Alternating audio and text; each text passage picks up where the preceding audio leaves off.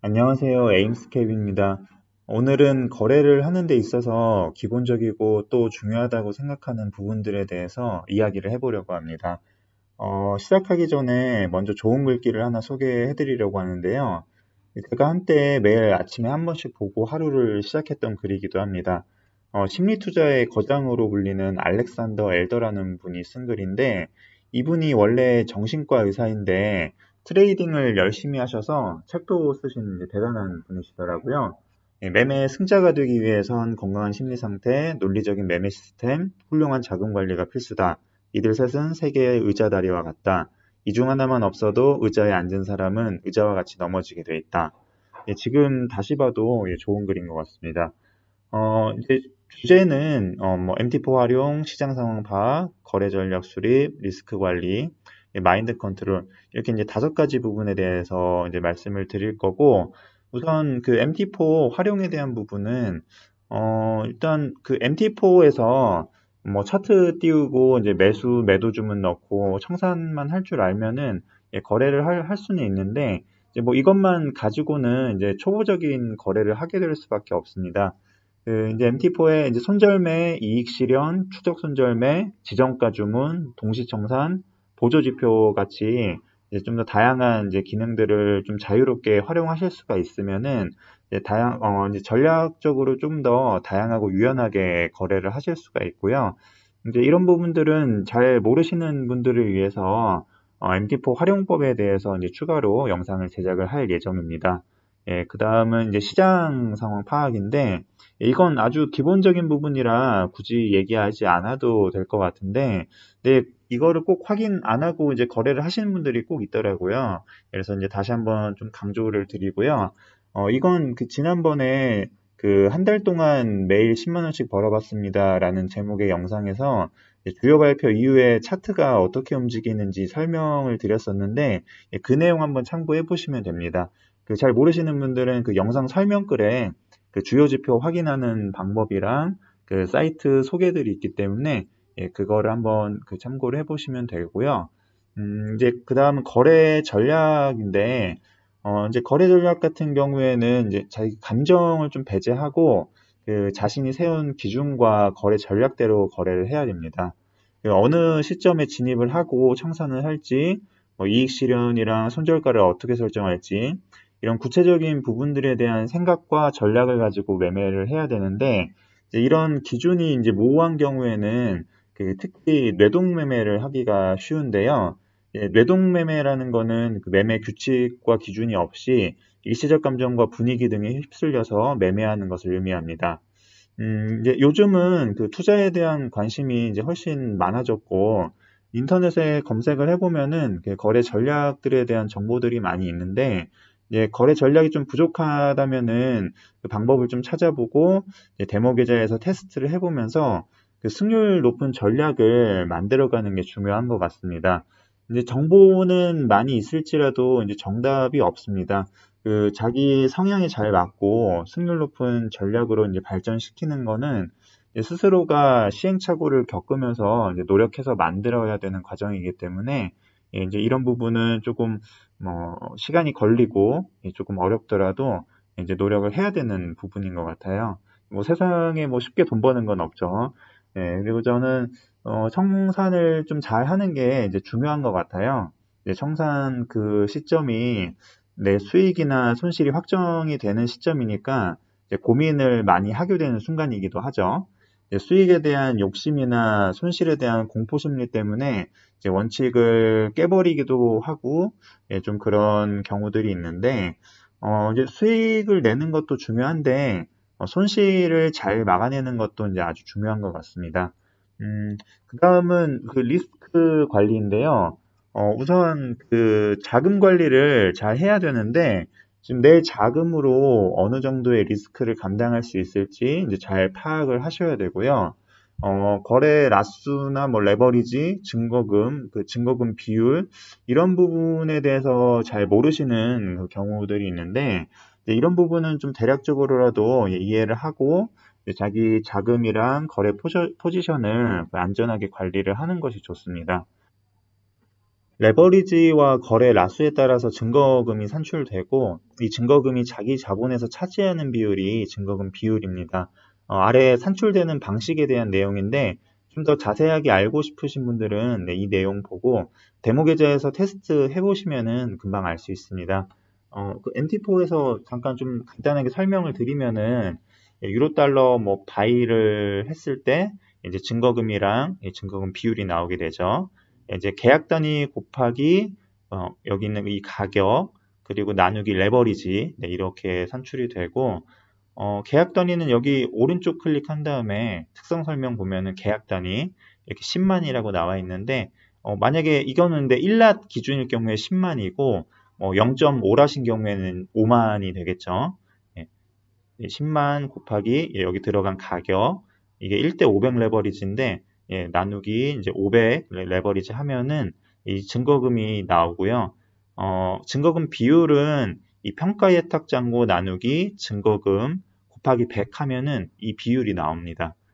어쨌든 중요한 거는 이 증거금 비율인데 이 증거금 비율이 이제 너무 많이 떨어지게 되면 좀 위험하게 돼요.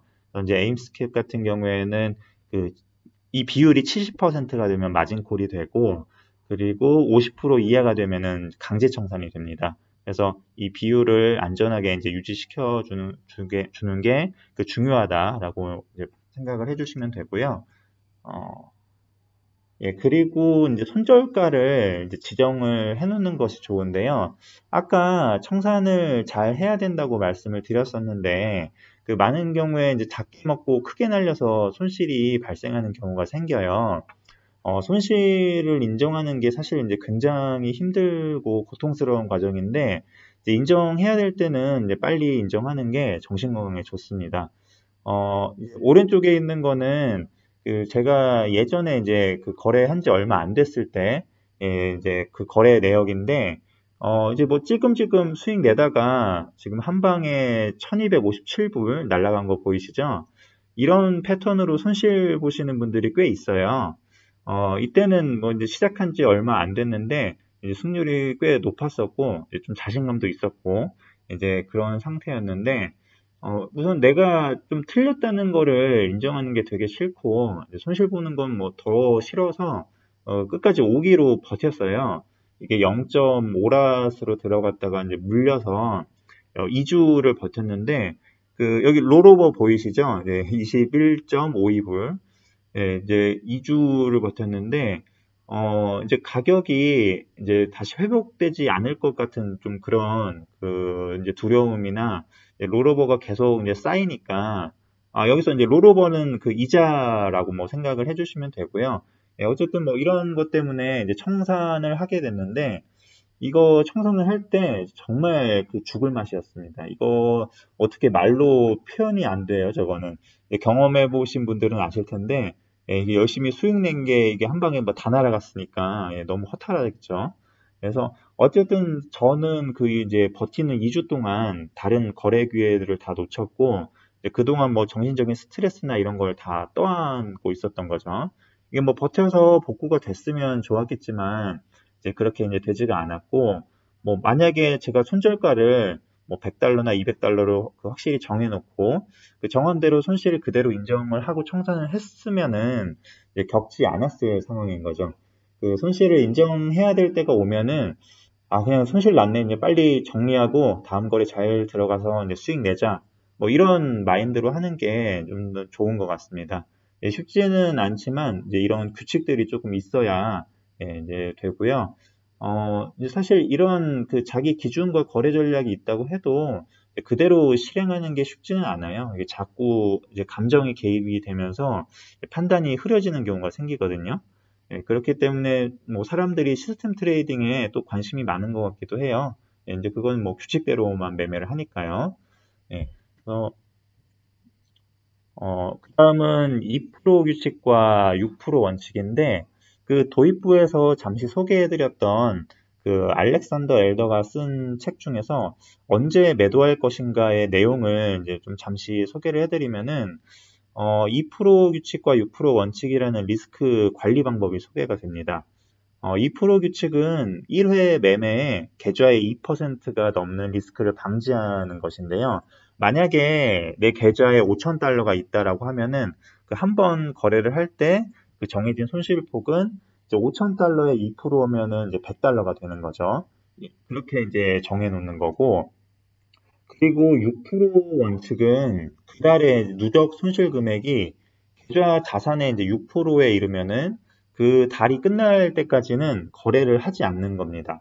그 사람은 일이 꼬일수록 더 밀어붙이는 경향이 있는데, 손실을 보면 수렁에서 빠져나오려고 이제 더 자주 매매를 하게 되고, 이제 이럴 때는 한 걸음 뒤로 물러서서 이제 쉬는 게 낫다라는 겁니다.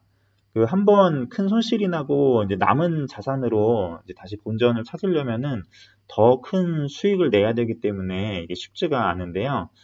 자신이 이제 꼭 2%, 6%가 아니더라도 뭐 이런 식으로 자신이 감당할 수 있는 퍼센테이지를 정해서 이렇게 리스크 관리를 해보시는 것도 좋은 방법인 것 같습니다.